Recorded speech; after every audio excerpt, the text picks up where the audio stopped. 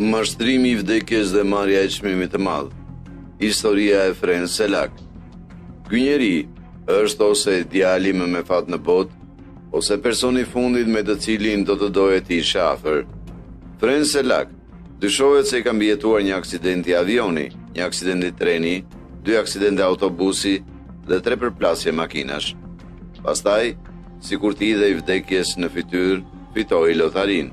Por sa e vërtet është historia e tij? Ai ka trilluar gjitha ky burr kroat I moshuar, apo ka jetuar jetën më të çmendur të gjithëve? Mirë se vini në True Crime Recap.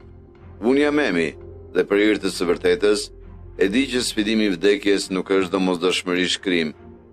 Por ora nuk na duhet të gjithëve një pushim I vogël për vrasjet. Sa herë duhet I shpëtosh vdekjes para se ajo të heqë dorë? 2 herë, 3 herë, 4? A ka arritur ndonjëherë njeri kaq larg? E po, njihuni me Fren Selak. Kush është Fren Selak? Selak, një mësues muzike kroat me një histori aq interesante, sa është e vështirë të besohet. Ai shpëtoi vdekjes 7 herë dhe pastaj fitoi lotarin. Pse jo? Por a është kjo e mundur? A mund të jetë dikush aq me fat ose fatkeq? Varet si e sheh. Fren Selak lindi në Kroaci në vitin 1929. Mund të argumentosh që mbi jetesa e luftës së dytë botërore ishte kontakti I tij I parë zyrtar me vdekjen,